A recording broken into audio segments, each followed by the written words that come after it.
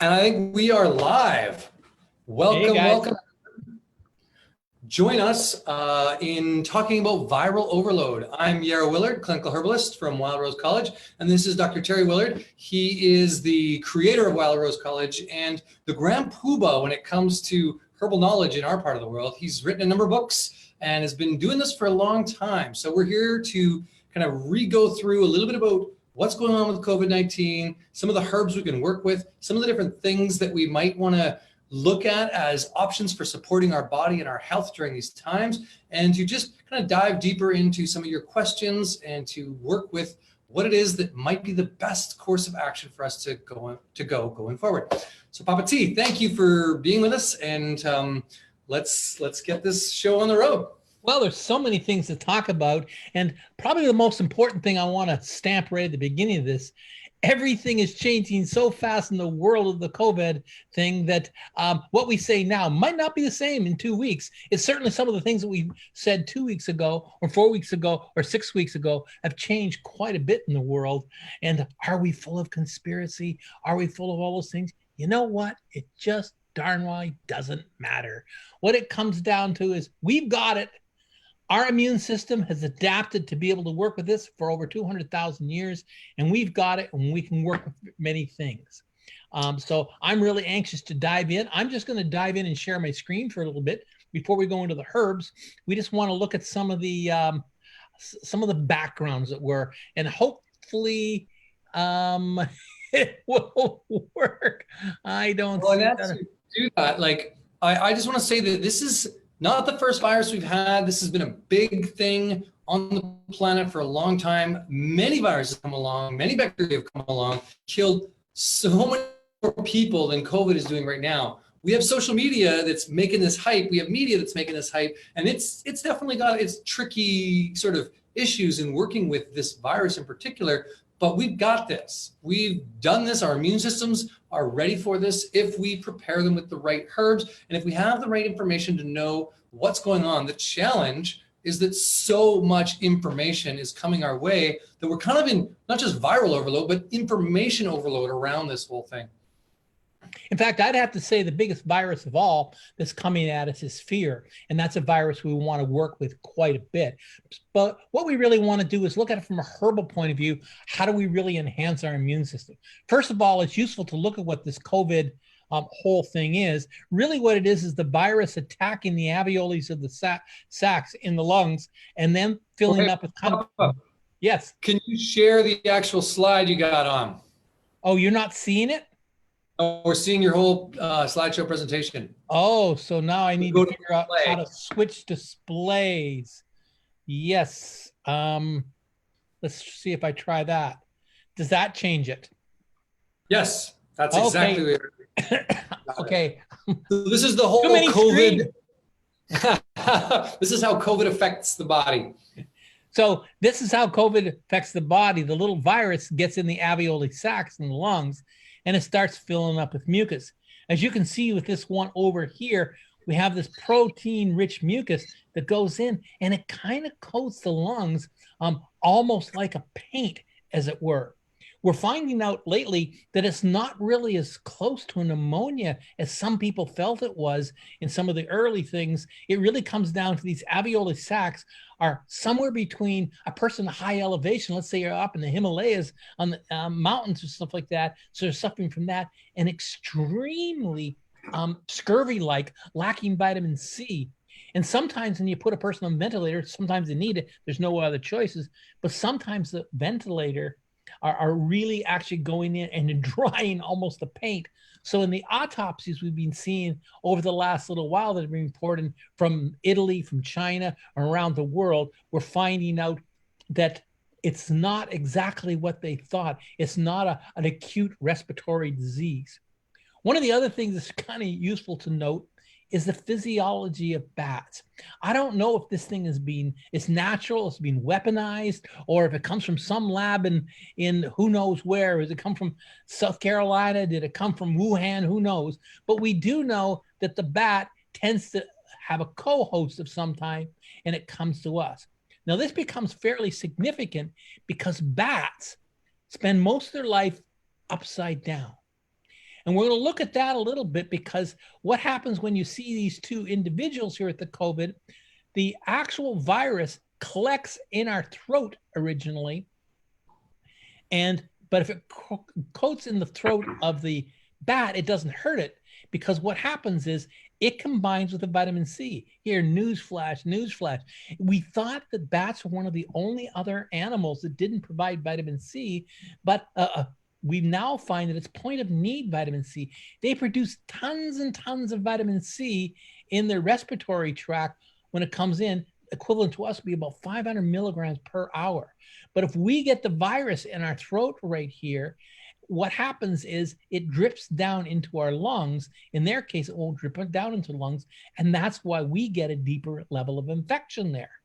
So one of the most important things we can be doing is putting vitamin C on a regular basis. So what I've been using is kind of a spray vitamin C. You can spray a couple squirts every half hour or hour. You can take a lozenge. There's several companies that have those. But if you take vitamin C with zinc and elderberry, it's been very successful in coating this and making sure the COVID gets trapped by another bacteria in our body, our friendly microbiome. That's one of the most important things for us to work with. We got to love our immune system. 70% of our immune system is the microbiology. So if we really support our microbiology, our microbiome in our body, that's going to help. So that whole hygiene thing that we were fed in the 60s and 70s, and how we have to fight bacteria, we have to kill viruses and stuff like that, kind of backfired back then. And if we don't do that, we get ourselves into the COVID-19 cytokine storm, and that really causes the whole overall problem. And I'll be talking about that quite a bit, because a lot of people are worried about things like the elderberry causing that. But I just wanted to kind of go through a few slides like that to give us a background of what would happen in a bat's physiology that makes it different than us. And if we copy that thing, the zinc and the vitamin C will help a tremendous amount for our own body. But there are lots of herbs we're going to look at, and Yarrow's going to be throwing some slides up of various botanicals that are being shown to be very successful. You got anything to say before we get into the slides there, Yarrow? Of course. Well, first off, you jumped on a bunch of different things that are going on around this. One, and I just want to kind of recap that this COVID-19 experience that most people are having is not exactly the same as we thought it would be. This whole like severe acute respiratory issue up front, it looks like, as you're saying in the autopsies, that people have something more similar to elevation sickness and something a little more like, is that correct, what I'm hearing? Yes. So a bright young physician in New York, when he was putting them all, and he was the head of a ER just working with COVID, he started realizing this is wrong. These are not the normal pneumonia cases I see and work with. And he started working deeper, and he found out the lungs were looking more like elevation sickness if a person was suffering from being up in the mountains and stuff like that. They're having hypoxia in their lungs. They were starving for oxygen. And we now know the etiology, not only starving for oxygen in their lungs, part of it was because the lungs actually had scurvy because of lack of vitamin C. It was sucking all the vitamin C to try to protect ourselves out of there. And at the same time, we have the elevation sickness, which gives us the fragile lung, and therefore we can't project the mucus out. Another really interesting thing came out from a group of these studies is that the actual virus gets in the front of our throat. And when we actually try to cough things up, it's at the back of our throat. So unless we have a lot of power in our lungs, we can't get rid of that little frog. I'm sure you know that frog. Some colds, flus have the frog at the front of the throat. You can cough and cough and cough and won't get rid of it because our body is used to just projecting it from the back of our throat. These are three of the things that we have to kind of work with when we're working with COVID. Does that answer your question? Yeah, no, I just think it's interesting how this stuff is changing all the time. But there are some constants that we're seeing. One of the big ones being that as we destroy our microbiome, as we weaken our immune system, this can get us a lot more. And so I think that's really important to note for people is that, like, it's one of the things that I've often thought about is as we, like, it's really good for us to be washing our hands. There's a fat layer on this virus to remove it, to get rid of it. But the more we sterilize our world, And this has been an issue and something you brought up earlier from the 60s, 70s, when we started fighting bacteria, we started fighting the micro pathogens. The more we sterilized our world, the more we pissed off this world, and the more we made ourselves weakened as an immune system. So I just think the bigger picture for people to remember is that you are an ecosystem. You are a forest of a microbiome, right? That is your true immune system. And to not forget to replenish, rebuild, to strengthen, to fortify that microbiome as your first line of defense. And I noticed this very much when I was working in the clinic because, well, as you know, theoretically, we have 50 trillion cells, and there's 10 times as many non-human cells as cells. So that makes 500 trillion cells in there, or is that half a gigagillion? I don't know. But the point here, a big bunch. Well, when I was working in the clinic, I had to wash my hands, 15, 20, 30 times a day in antibacterial soap. And that's when I really started realizing I had to get my hands in the soil. I had to reintroduce them, because if I make my hands too sterile, it's problematic. I didn't want to use the latex gloves on a regular basis. And I also didn't want to touch people's bodies on two regular bases, had to do it. So you have to make these compromises sometimes. But literally, our biggest team is the microbiome. These are the ones that are helping us work with that. 70% of our immune system is the microbiome itself. So we don't want to kill them at all costs. Sometimes it's important, certainly when we have a pathogenic organism like this virus. Now remember, this virus is not alive. It's kind of like someone came up and took a thumb drive and put it in your computer. The thumb drive's not alive until it's plugged into the computer. It's not alive. It's not consciousness that's coming at you. Once it's in your system, it's using the center of gravity of you and your microbiome. We can get our microbiome all triggered up by giving it tons of vitamin C and stuff like that, get it excited. We can expel this much easier, much easier. Mm-hmm. We're seeing that as the case with people who have a strong microbiome, who have a strong immune system, that they're not getting is anywhere near the type of symptoms. They're not being compromised at that level. One of the things that I've often thought about is how when you're gardening, if you pull a weed and you disturb and disrupt the soil and you dig up the earth, you make it predisposed for a whole lot of other weed seeds to wake up. And all of a sudden, you have this like garden full of tiny, tiny baby weeds. Whereas if you keep a nice leaf litter, you keep a good compost on top, a good topsoil, a good top layer, you don't get all those weeds. So one of the things that's come into my mind is like, well, wait a minute, as we sterilize our environment, we're making our immune systems weaker, and we're predisposed to all kinds of other viruses and other pathogens that might come along. This is one of the biggest things about no-till gardening. As you know, I live on a pretty much sustainable acreage where we can produce a very much large part of our diet. A lot of people like to use a 100-mile diet, and Yarrow and I are lucky enough living on Vancouver Island. It's pretty hard not to eat a 100-mile diet because everything comes from the island, which is 100 mile. But we've got a 100-foot diet because we're growing really a lot of it ourselves. We don't have to grow plants. We have to grow soil. And when we grow soil, the soil grows the plants. And that's how it works. Our body, our immune system is no different than that. It's the same thing. The same principles. Just imagine if you were this plant, the soil inside of you is your microbiome in your gut. That's what's feeding your body. And that's just so important. We can't say it enough. That's the most important piece of your immune system. And another thing that I just kind of wanted to jump onto just as a thought around viruses is, as you had mentioned how viruses are not alive. Well, what do viruses need to live or to reproduce? They need to insert themselves into you, into your cells to reproduce, to steal your life energy. This is very similar on a micro, macro, metaphysical level to the virus of the mind that's been affecting a lot of people right now. It's not your conditioning. It's not something you've decided. There's a virus that's coming in and creating a lot of fear, a lot of insecurity, a lot of victim consciousness that's reproducing like a meme in our minds that's making us afraid to touch each other. And obviously we have to be careful, but I think that's a much bigger virus. And it really literally is a virus. The way it's acting is very similar. The way our messaging around this whole situation is coming across on the planet. I love where you're going with that, Yarrow, and I want to run with it for a few seconds because that's exactly how the immune system works. Remember, the immune system itself is literally the interface between us, our being, and environment. And it works on two levels. Let's say I ate something bad. Let's say it's 10,000, 100,000 years ago.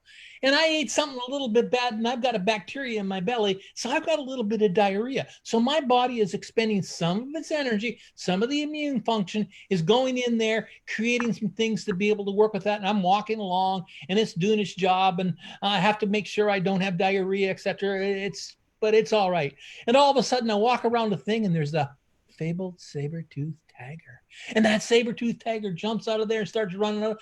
All of a sudden, its immune system be damned. I don't care about that bacteria in my thing. I don't care about that diarrhea and stuff like that. I have to take all of my energy, all my resources, and put it in my legs, put it in my arms to pump the book out of there to keep on running and running, running. So, because I got imminent death from the saber-toothed tiger.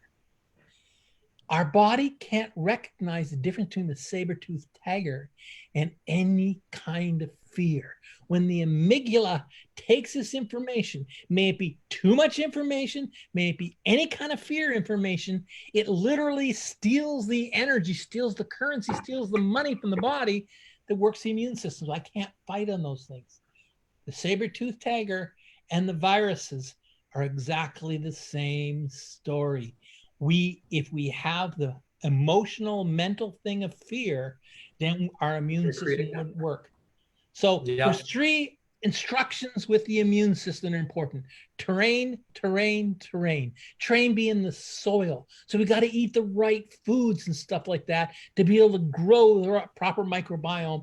And we can take various herbs and stuff. We can do it. We have to have the various emotions. So our emotional terrain, our mental terrain, our mental soil is healthy. May that be meditation. May that be counseling. May that be flower essences that we might have a chance to talk about. But all of these are the things that really pump up our garden if we want to eat our food in the spring here, the summer here, or work on our immune system. There's no different story. It's just being part of the community around you.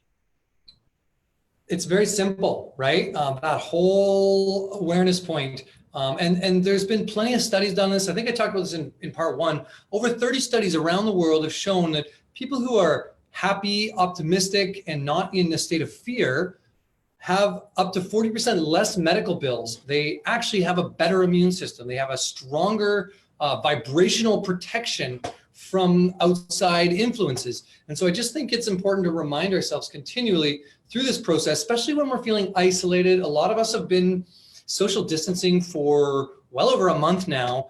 Some people I know are literally in an apartment that's not bigger than much bigger than a room, and they're staring at every corner of every crack of every part of their wall. And this is really challenging on the body. I happen to know that people grow in these little screens now. I haven't seen real people in a long time. That's what it, like it's kind of this is all challenging and taxing our immune system. So before we get into herbs, and I know we're going to get into that, it's something we really wanted to focus on in this part, was to talk about some of the herbs and some of the herbal protocols. But I just want to remind us to be kind to each other, to be good to each other, to be good to ourselves, to nourish ourselves. We're going through a rebirth process right now.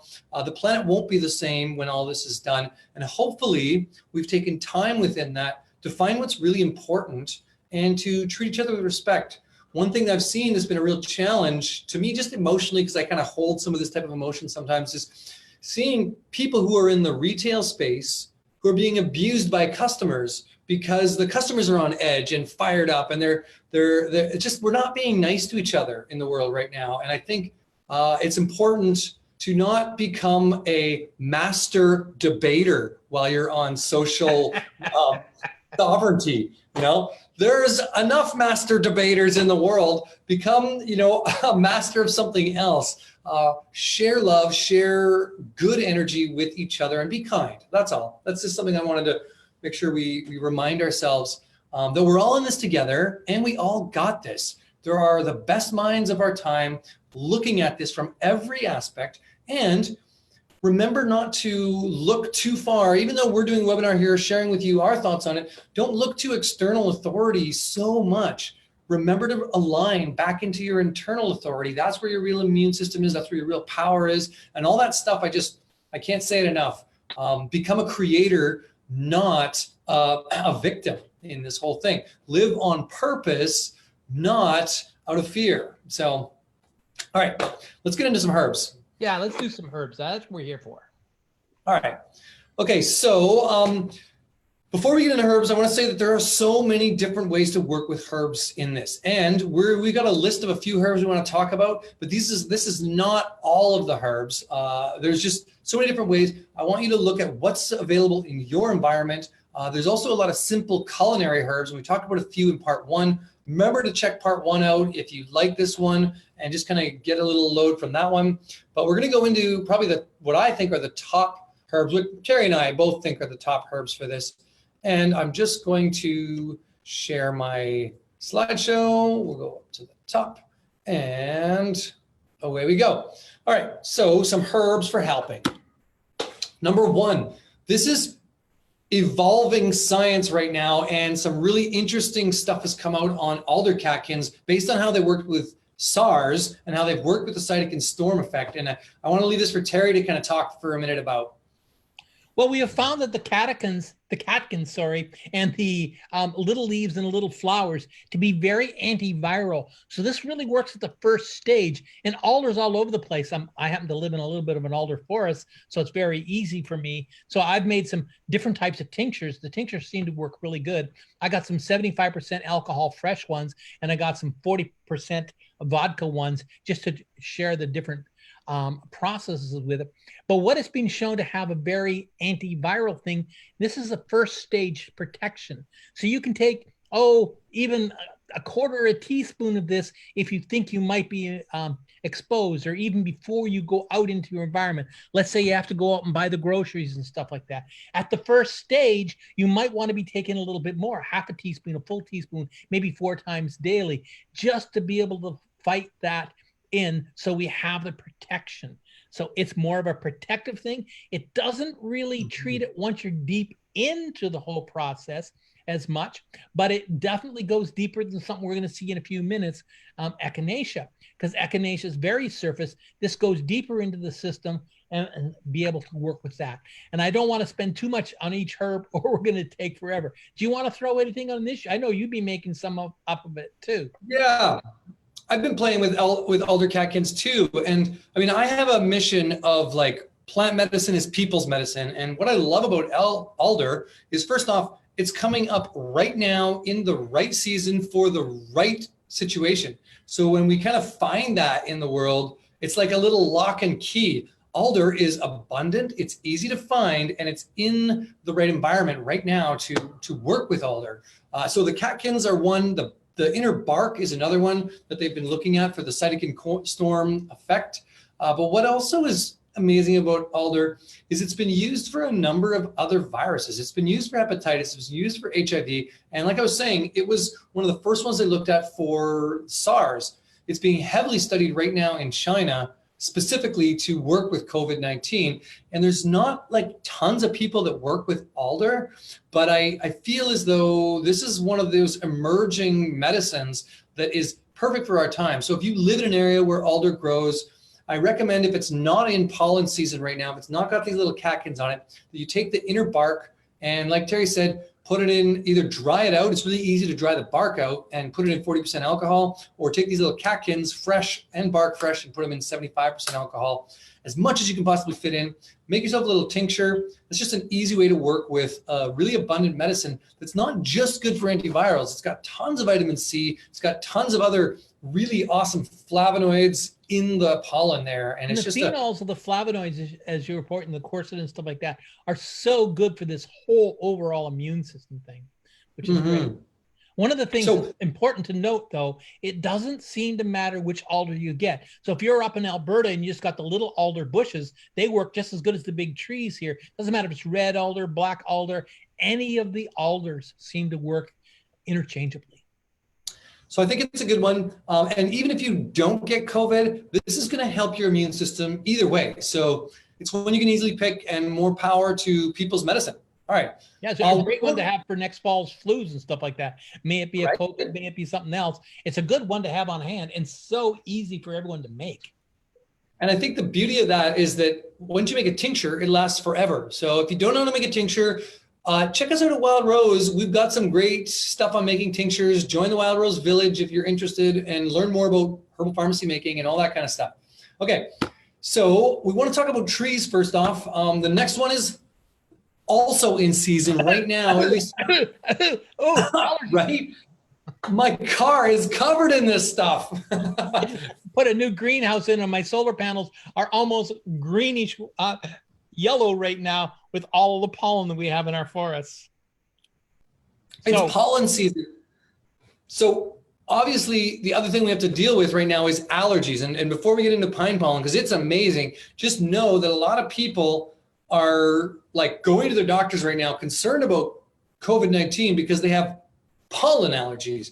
Symptoms are very different. If you got sneezing and you have pollen allergies, don't go into the doctor thinking you've got COVID-19. If you got itchy eyes, you name it, all that stuff, don't go into the doctor for it. In fact, yesterday I happened to be talking to a frontline physician for a little bit of a chat on this whole thing, and I was asking how things are going. He says, well, you know, there's hardly any in the valley at all, so we don't really have many cases to even get a track record on. And at the same time, it's not a big threat in our area at all, even though it is in various parts of even Vancouver Island and BC and Western Canada. But it looks like we pretty much flattened the curve here so far. But his biggest problem is he spends almost all day on the phone and teleconferencing with people who are afraid that they might have it. You do not sneeze if you have COVID-19. It's not an allergy. It's certainly not runny mucus. It's dried up mucus in the lungs. So you can know right off the bat, oh my God, I'm sneezing. It's going to be a problem. I got runny eyes. Oh, have I got COVID-19? Not. You just might have the allergies. But as Yarrow's going to point out in a few seconds here, and I'm going to throw it over to him, some of these pollens are literally antiviral masks. Yeah, this is the beauty of pine pollen. I mean, this is one of the top pollens right now. It's become very popular in the world because of its free-form androgens to build up testosterone and energy in the body, but it's got so much more in it. One of the things that pollens have is, if you think of bee pollen, it's like the perfect food, right? Bee pollen contains all your B vitamins, all your amino acids, tons of flavonoids, antioxidants.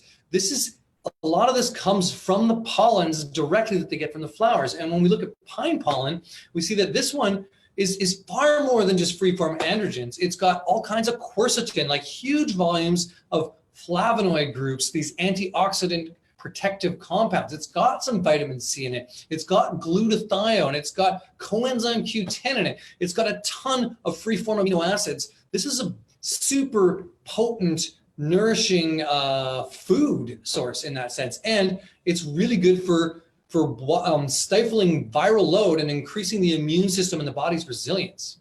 And so breathing this in can actually be very protective. Remember, any of you people who are taking the biochemistry parts of our courses, the phenol groups, and that'd be the flavonols, that would be like the quercetin, the anthraquinones, and all these things like this. Any of those phenol groups are very antiviral, especially for a lipid-coated virus like the corona is, because what it does is it eats through those little nubs on the outside, and then it can't attach to the cell, and it's game over. And put a little bit of extra vitamin C in there. Our own microbiome sucks it up. Macrophages suck it up, and we get it out of the body. So it's not just pine pollen, it's a lot of different pollens, and it's just ironic how it happens to be pollen season. I've been harvesting hazelnut pollens. I've been harvesting alder pollen. Pine pollen's not quite ready in my part of the world, but we're there. Maple pollen is all over our cars. I just highly recommend that, yes, if you get allergies, that pollen might cause some sneezing, but literally breathing it in or harvesting it off, putting it into your food or making a tincture with it. This is one of the best medicines. And all the trees right now are just loading up with their kind of nutritional bath. One more thing about pine pollen that's really cool to me is that it literally ends up being a nutritional bath for the entire forest.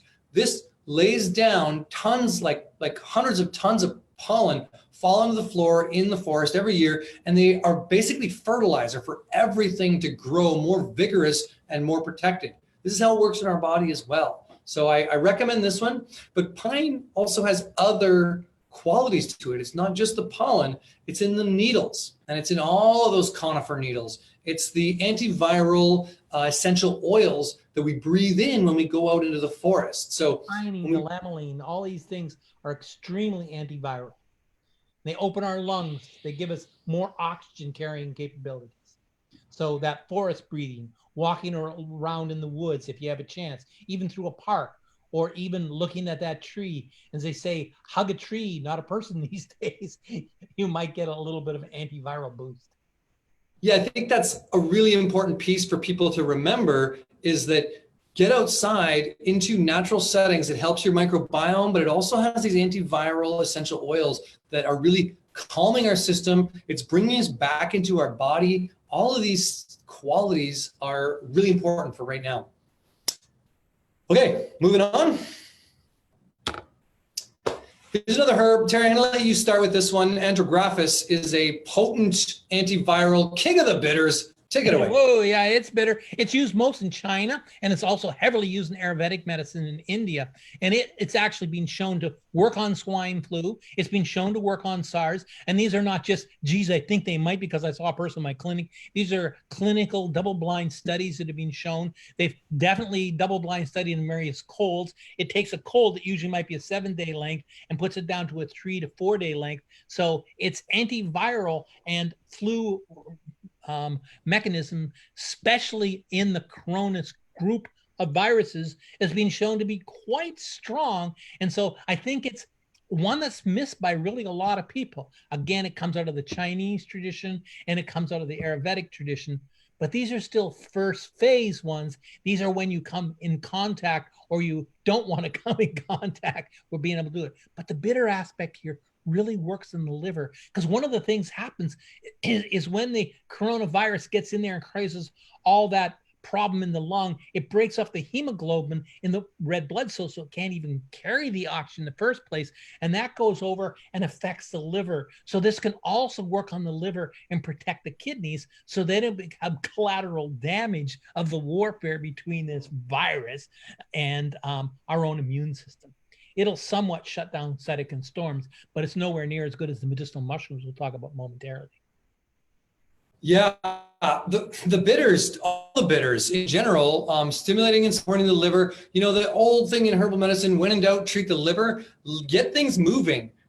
Corona is about stagnation in the body. This is one that gets things moving, that moves this kind of stagnation. We've been using Andrographis in our viral support tincture at Harmonic Arts for a long time now.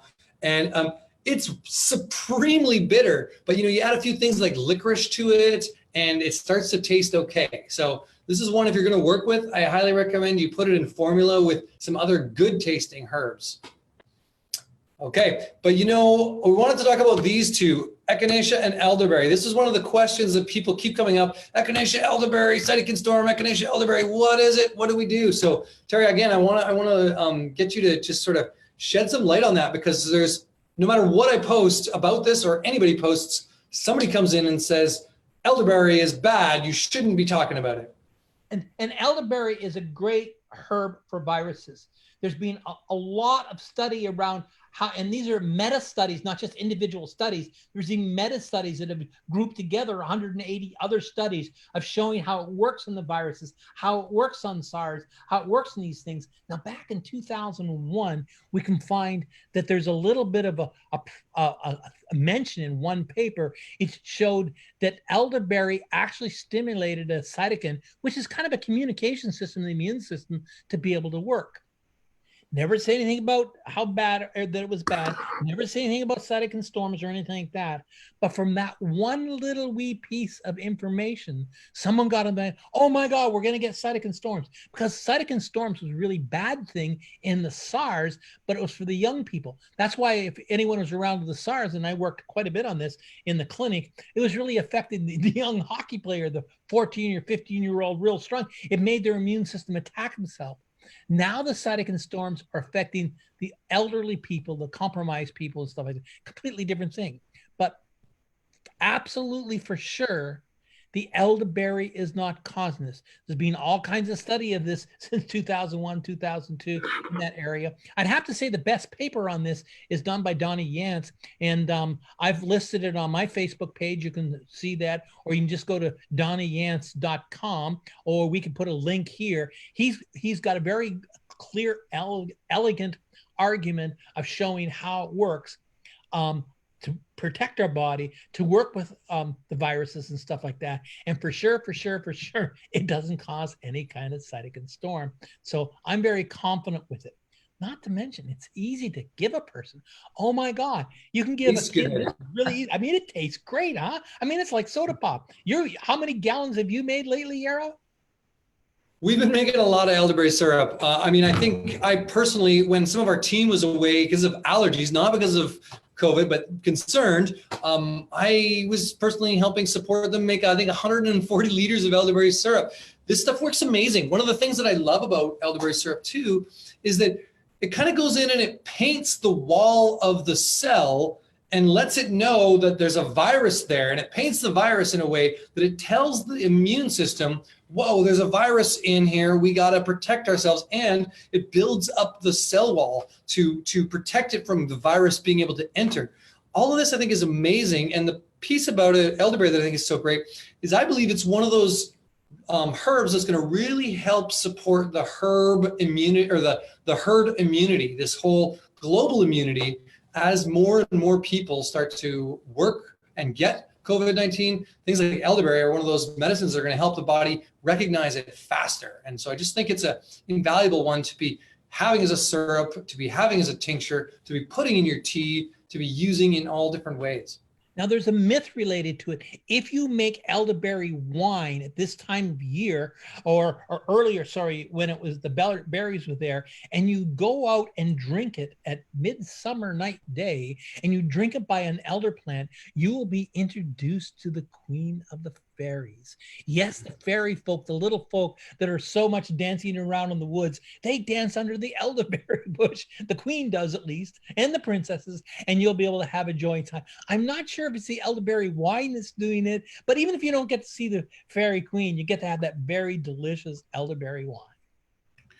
Yeah, this one has a lot of myth, especially in old European, the elder moor, the elder mother, also the queen of the underworld. There's an interesting thing around how elderberry works with the underworld, and it's like this microbiology piece too. There's lots of myth around that. I've done a YouTube on Herbal Jedi YouTube channel that shares some of the myth and mythos around it, as well as how to make your own elderberry syrup. So check that out if you're interested. This is a good herb. We wanted to talk a bit about Echinacea too, just how this is like your first level immune defense. This one's awesome because it turns on the white blood cells, and I think that's great. So, but it's not our top immune herb for this kind of thing. It helps protect at the beginning to ward off. So from a Chinese point of view, it stimulates Wei Qi. It's protective Qi. It's kind of like a herbal ninja to be able to protect it. It works on that, but it doesn't get really deep into the system. In a previous lifetime, I was a echinacea farmer, and when Yarrow was growing up, he probably remembers fields full of echinacea and harvesting them with our little bobcat and stuff like that. We grew quite a bit of it until we found out that other people would do it way cheaper than we did, and we realized that we would grow it for breeding and looking at it, but it still has that bitterness, that tingliness. And if you combine the echinacea and the elderberry together, you got a 1-2 punch. But elderberry and echinacea always work together better if you have that vitamin C and the zinc with it. You need at least 15 milligrams up to 75 milligrams daily of the zinc to work along with them for them to really have the 1-2 punch of the antiviral. If you're doing more than 50 milligrams of zinc daily for more than a month, then you should take a 1-to-8 ratio of copper. Copper also is extremely antiviral, but too much copper could be a problem. But if you're taking lots and lots of zinc, you got to make sure you got that copper in there. Yeah, I've often heard it's like 50 milligrams of zinc to 2 milligrams of copper. That's what I've heard in the past. So something like that. Close, yeah. And echinacea, I mean, it's the most classic immune herb we know of. I like to think of this one as like one of the chiefs. So when we put it in a formula, it's one that helps organize and support the immune system recognizing pathogens. It's not the master, strongest warrior, but it's kind of like the manager, the wellness manager of our immune system. And I think it's a good one to just add in if you're immunocompromised in any way. So at the beginning, of course, to recognize that there's something coming in, doesn't do much later on, but I especially would say you want to use that root tincture of the angustifolia if possible. Purpurea works as well, but get that root tincture and take macro doses right at the beginning of something. That's how it's best used. And personally, I've been taking it in a powder form. When I say powder form, it's being a tablet form. I've been doing it every single day since, I would say about the middle of January, even though I probably got a coronavirus back in the fall, might be the same one, because Yarrow and I were driving in bullet trains through the Wuhan area. So who can tell when and how this whole thing happened. But the point is, I do it on a regular basis because I'm in one of those sensitive groups. I'm the senior that we have to make sure that we don't get ourselves compromised. So at this time of year, I love it. It also helps protect us from the sun. Oh my God. Echinacea roots stops you from wrinkling from the sun. It stops skin cancers if you take it with beta carotene. So I take it with beta carotene, zinc, and vitamin C on a very regular basis. All right. Next. Okay, we're into the mushrooms. We've got 3 mushrooms here we wanted to share. There are so many. All of the medicinal mushrooms have these immunomodulating properties, which are going to support your overall immune system. They all support the microbiome health.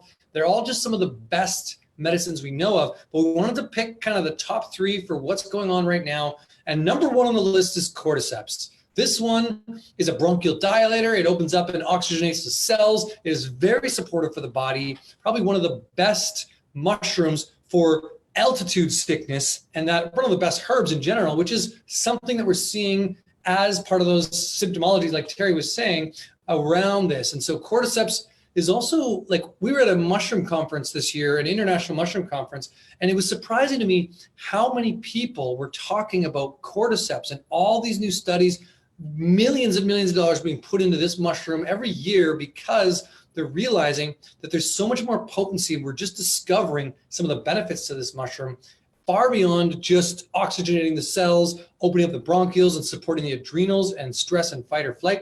There's a lot more to this one, but I think it's one of the best medicines that we know of right now to work with this. So Terry?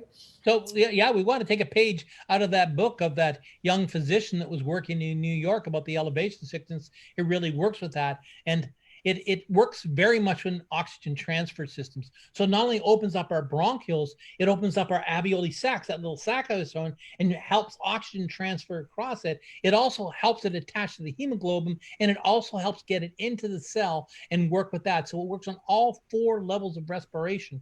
So if we want to get, if we're going through hypoxia, you definitely want cordyceps. And I've been in environments, well, one of the first places that it was used as medicine up in the Tibetan plateaus. That's where it became so valuable, and it was used for elevation sickness there. So it'll probably work down here at sea level, or even way up there in Alberta for some of you folks there. Hi guys, I love your snow that's still there. It really works for various attitudes there. So I quite like it. Certainly has antiviral things. Virtually all the mushrooms do. It also has a calming effect, but more than anything, I like to consider it having a warrior effect.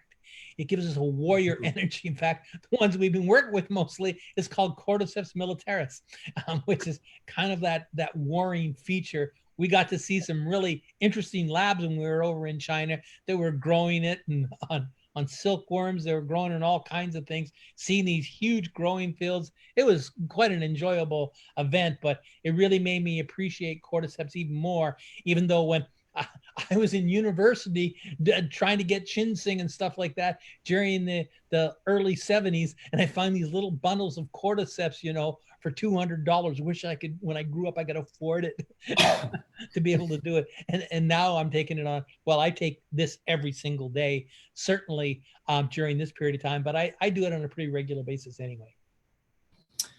Yeah, I like your analogy of that warrior energy. I think right now there's, like we were mentioning about the virus of the mind, about we're kind of at battle with our world right now a little bit. There's a lot where it's an internal battle. I think we need some warrior energy and just the fortification, especially at this time, after a month or so of going through some of the self-isolation. I think cordyceps shines even more at times like this, where we actually need the energy, the drive to get us going further and deeper.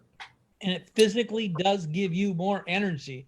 If I'm dragged out at the end of the day because I've been doing too much, I take a bunch of cordyceps to be able to do my lecture. They definitely gives you that energy. I happened to be on a lecture tour with a girl. She had the two world records for walking the fastest in the Olympics, and she took huge amounts of cordyceps. The little Chinese woman, she took huge amounts of cordyceps, and that's why she was on the lecture tour talking about how cordyceps work for people to be able to give the energy. And she's the one who really got me desiring to do the cordyceps on a more regular basis. All right, so that's our first mushroom. The next one is, I think, Terry and my favorite. This mushroom is probably the most famous mushroom in the world, other than your Amanita Mario Santa Claus mushroom. But this one's red and white as well. So I'm going to let you start with this one, Terry. I got so much to say about this one, but I wrote a book in the 90s on this mushroom, so it's very dear to my heart. And of course, my granddaughter, has nothing to do with you, Yarrow. His name Reishi, Yarrow's daughter. You mean my daughter? But my favorite byline for this is to protect an academic from their own brain. Some of us has OCD. Some of us get too busy in our mind, think too much, think and think and think and think and think. The reishi mushroom calms you down, takes you out of your head, and brings you into your heart. Another byline is it opens up your chest. So it works on almost all forms of allergy. It really helps the chest, not to the same degree that the cordyceps does as bronchial dilator, even though it does that to a degree. It really helps open up your whole chest. So it takes you out of your head, puts you into your heart. So it's more of a heart energy in that. Of course, there's been so many studies on its antiviral aspect, how it works on lipids. And again, it's a lipid coat. So it emulsifies that lipid in there. And it really is the herb of longevity. They say if you start taking it young enough and take it long enough, you get to live for 10,000 years. That's a myth in Chinese mythology. That's why in the Forbidden Palace, the throne chamber there was raised on reishi, and even the throne behind the last emperor was reishi, and even his robe had reishis all over it. That's why I take it virtually every day, and I have for, well, I'd have to say 30 years or so. I mean, probably definitely consume my weight in reishi over a period of time, because it helps give me a feeling of contentment. Or another way I like to say it, it's kind of like a meditation in a bottle, in the sense that it calms you down, giving you, it doesn't mean you shouldn't meditate. It means that you get that calmness with you, you get that extra energy, and that's really important. Certainly we can go into the biochemistry of how the branch polysaccharides work, how the triterpenes work in it, and those things. But really, if we get an overall energetics of this wise prize mushroom, that's the most important part to me. How about you, Yarrow? Yeah, I just wanted to comment on something you said. Like, often when people ask me, like, can you do too much reishi? Can you take too much reishi? When should I stop taking reishi? I'm like, well, my entire life, my father's been taking reishi every day. So I don't think you can take it too much. And really, because this is more like a food for your spirit, food for your body, food for your emotional body as well, and your mental body. Again, I want to just echo what Terry said about calming down the mind. This one works on multi levels, right? It's not just like on a physiological level. There are some very potent antiviral properties here. There's also some potent anti-radiation and anti-EMF properties to this mushroom. So if you're in self-isolation and you're stuck staring at a screen and a cell phone all day, well, reishi mushrooms probably be your best ally just for that and the imbalance that creates. But at the same time, like, I know I've had a few friends who said, I'm having Zoom phobia now from all the Zoom calls I'm on, or all the screen meetings. And reishi mushroom would be good for that. But also, because it's the most potent at calming down our body, It's really good for taking us out of some of the anxiety around this stuff. And remember, you're empowered when you're in that creative mode, not when you're in that fear mode. So it's important to know what's going on in the world, but it's also really important to move out of other people's story and get into what is best for you. And I think reishi helps with that. That's one of the things I like it for. It brings me back into my body. I have an ADD type tendency, and reishi is one I've been taking every day as well, because it just brings me back down. It's like that, like you said, meditation in a bottle, just a really grounding, potent mushroom for our immune system, but also for our sort of psycho-spiritual existential crisis that's happening on planet Earth right now. So that's my thoughts on that one. And we'll maybe move on. I think it's a great one. Both Terry and I have shared lots on reishi in the past. So, I know I've got a video on this, and Terry's got a book on this. He's also got it in his blog. He's talked about this, so you can find out more from both of us on that. Okay, next mushroom. Oh, isn't that lovely? Do you know this one? This one here has probably had more study on its virus function and its cancer function than any other mushroom, because it has a group of chemicals, PSK, PSP, that were really, really important in Japan. And they've used it for all kinds of prevention of things like hepatitis, prevention of cancers, working with herpes and stuff like that. There's virtually no virus that's ever been thrown at this sucker that hasn't been able to kill. So it's a true adaptogenic mushroom in the sense, but it's really, again, got that warrior nature that it won't let viruses come near us. It's a very strong protective agent. From a Chinese point of view, the Japanese use it heavily. Our local First Nation people, and I should say the alder was being used by the First Nation people on this island before the white folk came along. But this has a very long tradition, and like well over 400 or 500 papers on its anti-cancer and antiviral thing. In fact, it almost broke the Medicare system in Japan at one point in time because so many people were using it, getting paid for Medicare. Now it's not covered under Medicare there. So antiviral, but it also has an affinity for the liver, and really supporting that kind of metabolism in that way, and for the whole system, like you said, warrior integrity. So turkey tail is one of those, again, easy ones for you to connect with, either out in the forest, buy in a health food store, get it online. It's an easy mushroom to work with. It tastes great. It makes medicine fairly easily, and it's just a good one to work with. So I'm going to leave it there. I have all these powdered up and put them in my coffee every morning, and usually a tea in the middle of the afternoon. So you can take them as a powder, and you don't even really notice you're taking them as a bit. That's way. Yeah, they have like a umami flavor, hey? Like a really nice, actually they go really good with chocolate or coffee or soup or like miso or anything like that. And I find they really go good with high-end ginseng too. They give a different flavor to the ginseng. Well, one last thing I want to say about mushrooms is that many studies have actually shown that multi-mushrooms are more effective than just a single on its own, a small group of multi-mushrooms. So do like a 5-mushroom blend, do a couple of these together. There's many benefits to each one of these. So I just think that's probably your way to go versus just going with turkey tail or reishi or cordyceps. And again, this isn't a straight mushroom talk. We could probably spend 3 hours just talking about these mushrooms. So, but let's move on because we got a bunch more herbs. Yarrow in the past spent 3 hours talking about it. So we better go on. It's true. And I mean, we went to that one conference that had I think it was like 4 or 5 days, just briefly touching a few concepts on mushrooms. And thousands of people. Yeah, so there's a lot of study, a lot of clinical evidence, and a lot of papers being put out on these mushrooms in general. So they're just heavily researched. They're also really safe for young people and older people. So it's just one of the better medicines to look at for our time in general, not even just COVID-19, but for so many other immunological issues. Okay, we're going to talk about a few roots. I've got Elecampane, Angelica, and Osha. All of these work in a similar way. And I guess I'm just going to start with these ones.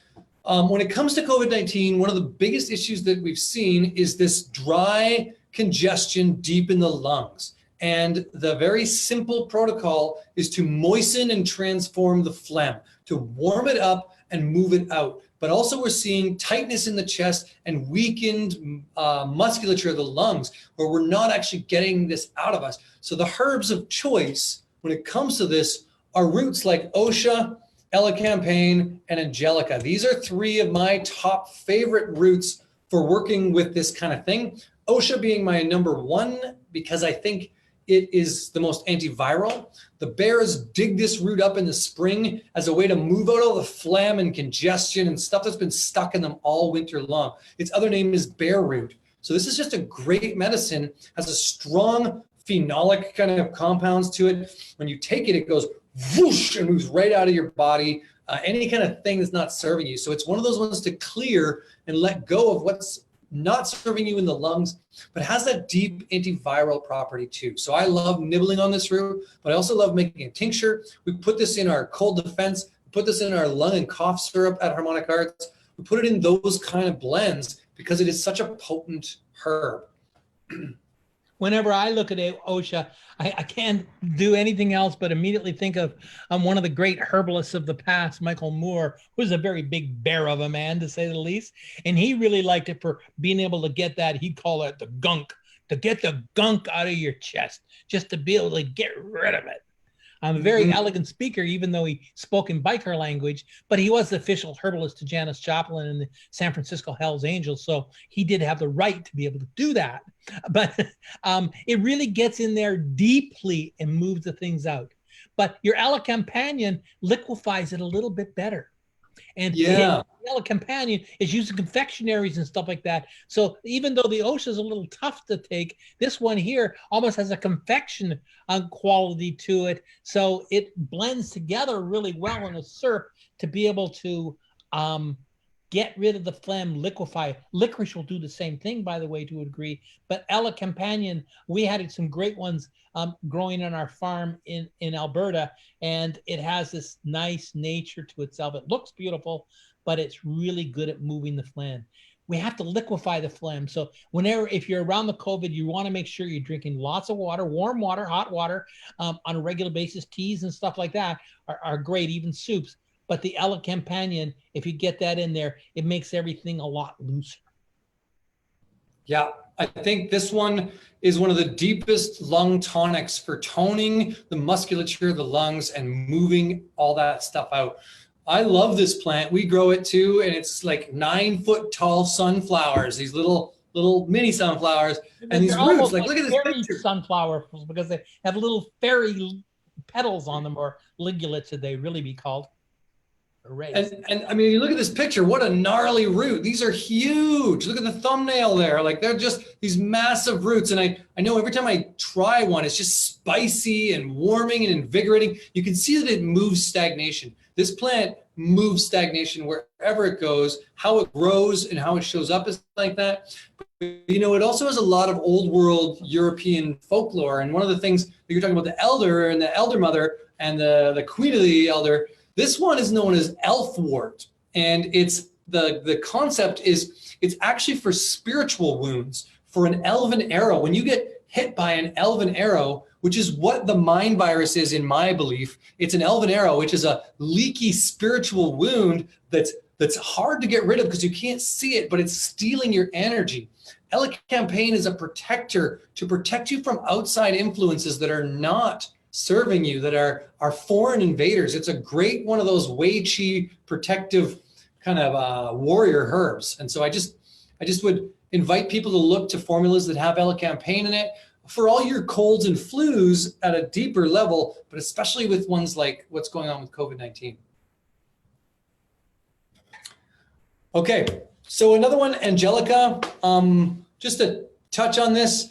This one also, Don Quai and all of these, Arch Angelica, these are warming roots again. It's another one that has that like spicy, warming quality. It's also great for inflammation and just like in general, moving the blood and moving the chi and getting stagnation moving. So I think this is a great herb.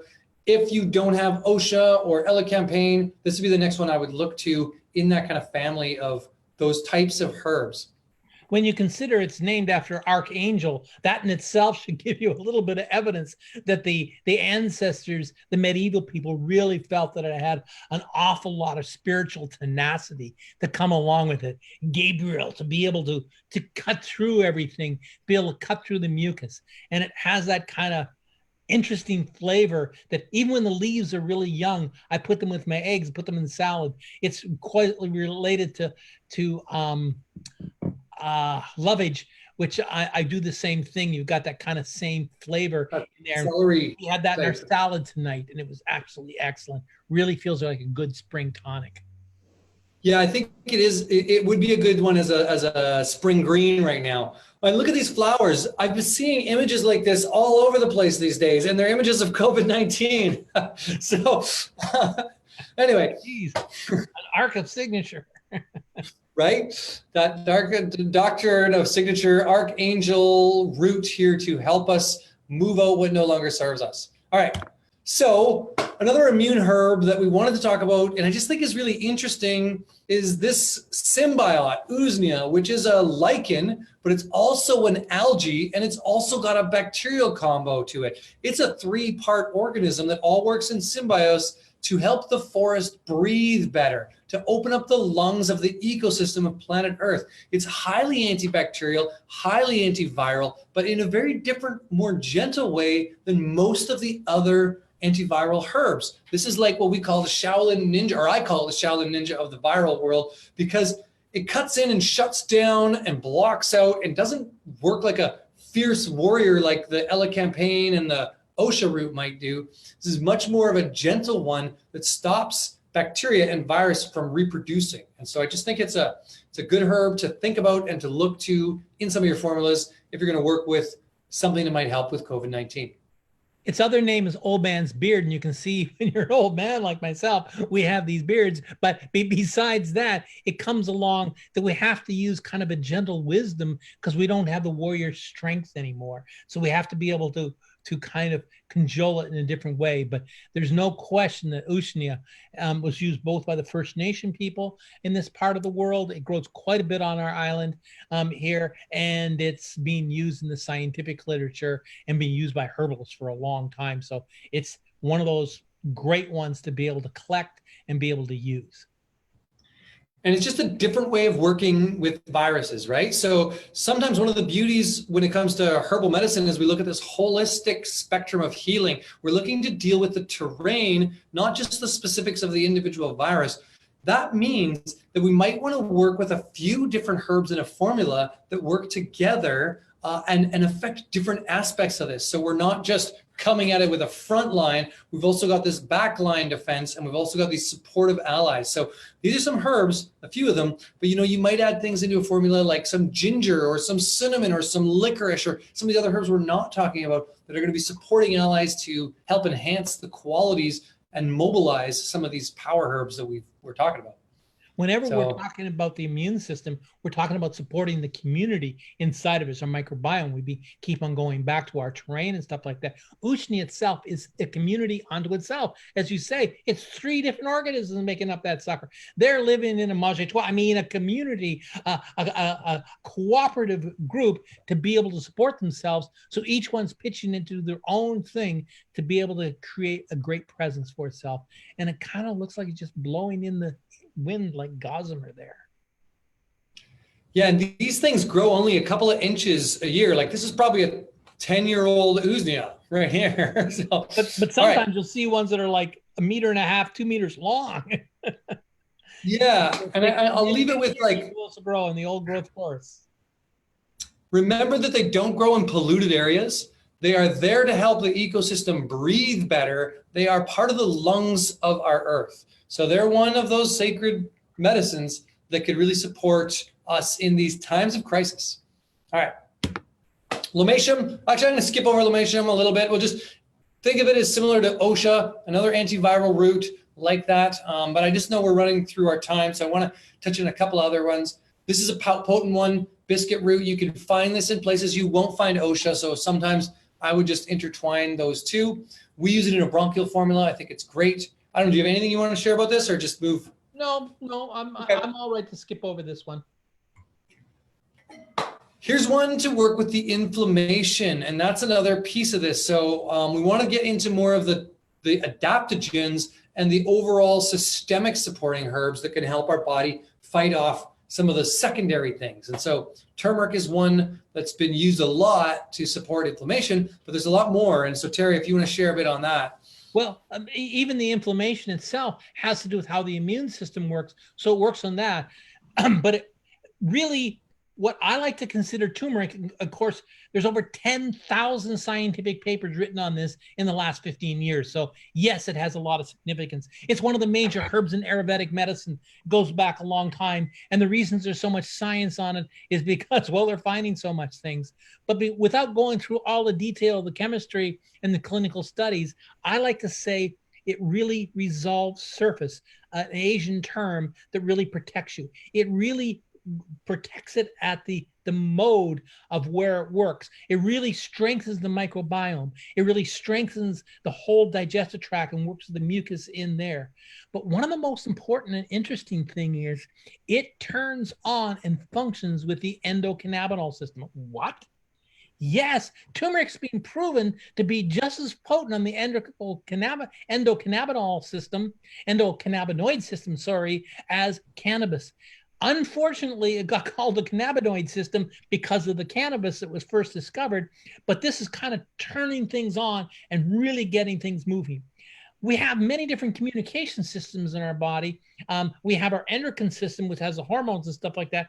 I like to consider that kind of like old snail mail. You don't get it very often, but when you get a little package, a little letter, you open it up, oh, it's a little love letter, and it's really beautiful, or you got some various information in there. You got a packet of information coming all at once. But then came along the telephone, and it's kind of like the nervous system that communicates with the body going along. Whoops, I almost died there for a second. And then we have something like the endocannabinol system is like the full internet that we're looking at right now. It really works with that to get those things functioning. So it really moves forward into another realm.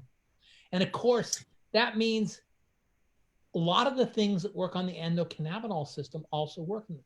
CBDs work really good in this. THC really work on this. I've been working quite a bit with the cannabis forums lately, talking about the COVID virus and how it affects people.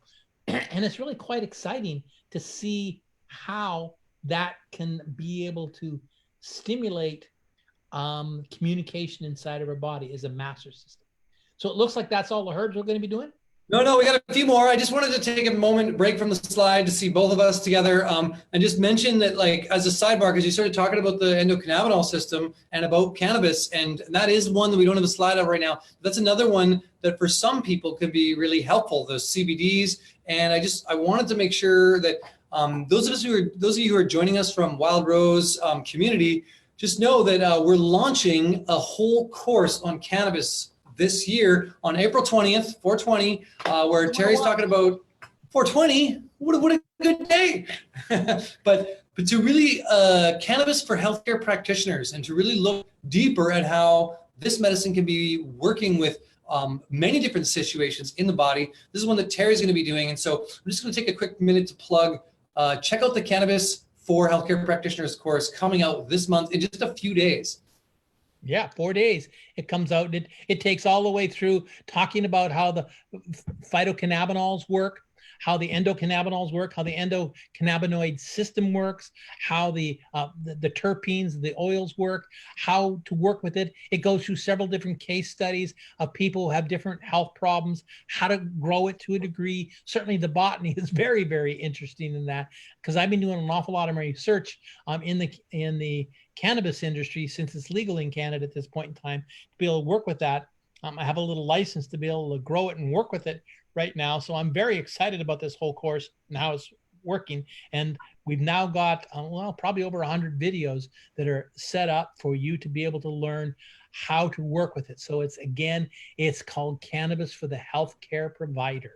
So you will be able to see how you might be able to fit it into your practice, or so you can be a little bit more intelligent. And we have it on special too, as an introductory. So people will be able to get introduced to it, get the idea, and it just comes out in 4 days from now. So that's great. Yeah, so check it out on wildrosecollege.com. Sign up for the little newsletter thing. It'll let you know when it was released, or April 20th, it will be on sale. Yeah, all right. So we're running through our time, but I am going to just touch on a couple more. I wanted to get into adaptogens and nervines, astragalus being a really good one. We worked with for the lungs. We know this is like Huang Qi, this like yellow lung kind of energetic support. This is a deep, nourishing root. River. That sounds like mucus coming out of your lungs. Yellow river. Right? Astragalus. Huang Qi. Move it out. So this is one of those potent medicines to work with. We just want to just mention it here because we don't have as much time to really go through all of these ones. But astragalus is another one you might want to add into your formula. Terry, you got something you want to share on it? Well, I really want to say that even though it looks kind of basic there, it works way deeper in the immune system than Echinacea does and stuff like that. It works at not just the first stage, it works in the second and third stage. It really builds up the tissue. And to say the least, it absolutely tastes fantastic. I mean, it's a very, very delicious herb. It's nicer than licorice even. Yeah, no, it's a potent one. And so I like adding it into just broths and making soups with it, adding it into a bone broth or putting it into a stew. It's just a great herb for that kind of thing. Mm-hmm. Okay, so the next one, we want to talk about a couple of adaptogens that can really mobilize the energy. So rhodiola and Siberian ginseng were the two that we wanted to touch on. Rhodiola is just this really deep stamina herb that really gives the energy and fortifies the body when it's gone through a lot of stress and when it's lower and weakened. So it's tightening to the tissues and just strengthening and fortifying the body.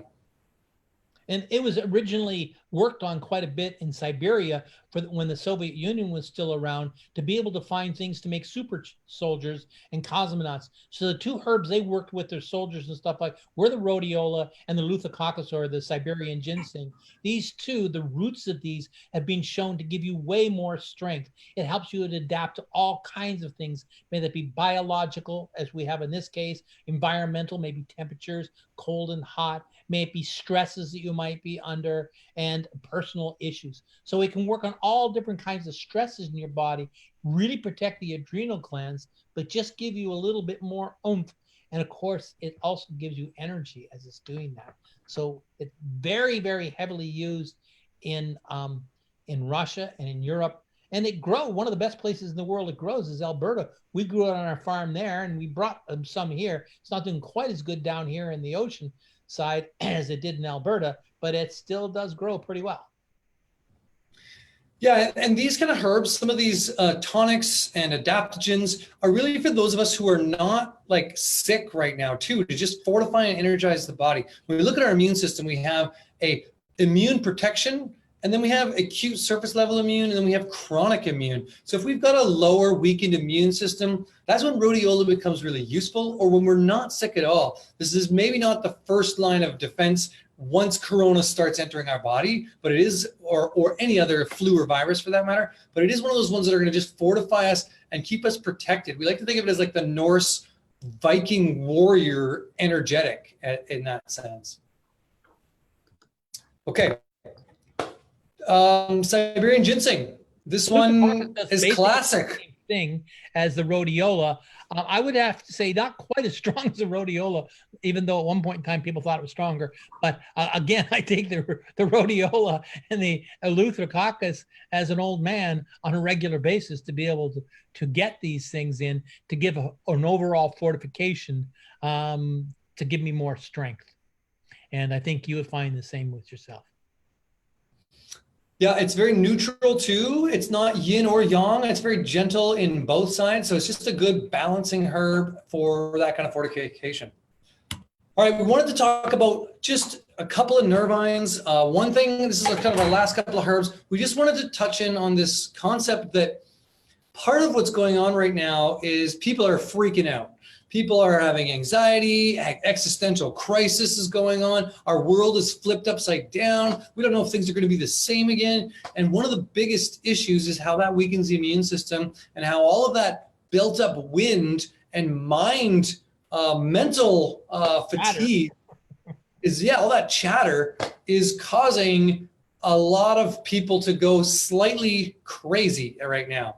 And you'll see it on social media. You'll see it in anybody you talk to. Even the social distancing is creating social awkwardness in interesting ways. So it's important to look at some of your nervine herbs to support you if you're going through that kind of stuff. And Passionflower is one of those top ones that really kind of just calms down the body, makes us remember that it's okay, and just relaxes our mind and anxiety, helps us sleep better, does a number of things to really just support us feeling like we are part of something bigger, I think, in that sense, and relax us into that. It really calms down the mind and strengthens the heart. But whenever I look at this, it reminds me of your sister when she was 9 years old and she saw some in the front of the house. She goes, "Oh my God, that's so exotic and so erotic. I don't think a 9-year-old girl should even look at it." It has such passion to it.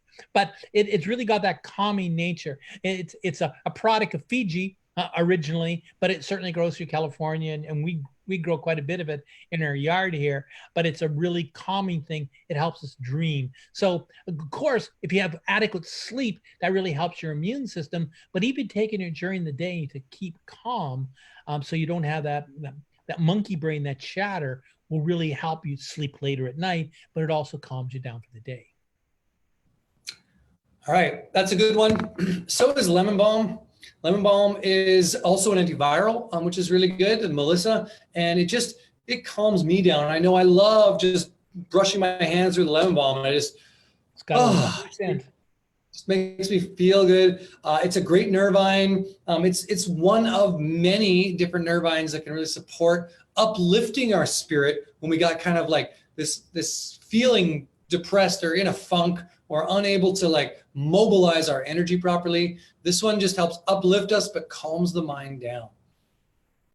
And I think you've said it all right there. Even the scent is great, but it is being used since the Renaissance for being able to keep people calm, work on your nervous system, help with sleep. And again, it has that added advantage of being a great antiviral too.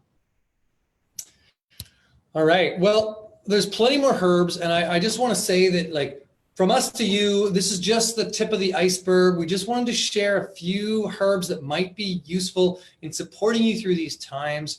I know there's a lot more to this.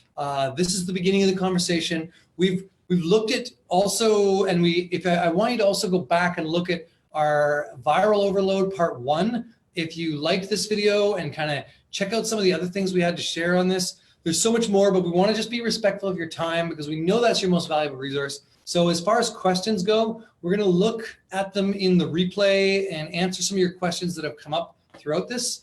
And we just want to thank you for joining us. So remember, we've got this. We've been practicing for 200,000 years. So the virus is not that big thing. It's a pushover compared to the immune system that us Homo sapiens sapiens have.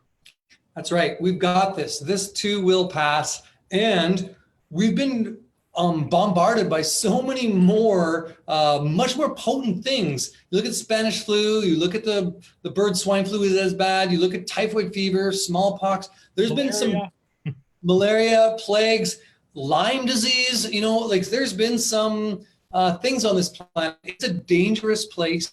And yet we've got this. We have the most powerful immune systems. We have symbiosis with great microbiome, Acidophilus bifidus cultures that know how to deal with pathogens if we give them the right nutrition, if we give them the right environment, we feed them the things they need, our bodies are supported and healthy, and we'll stay resilient throughout our lives.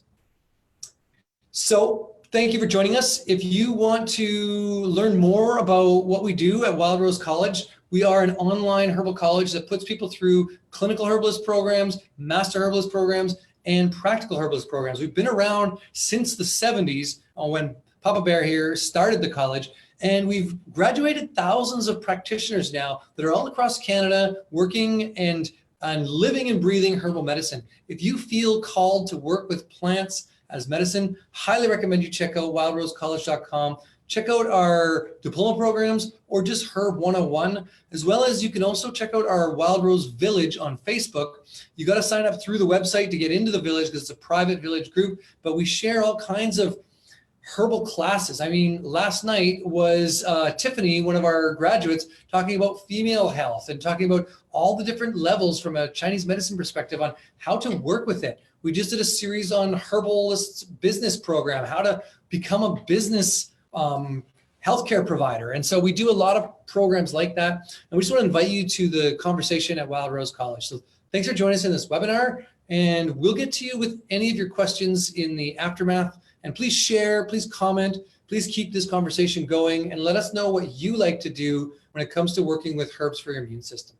And maybe we'll see you on 420 in the program. We're going to start with that. See you later. Bye. All right.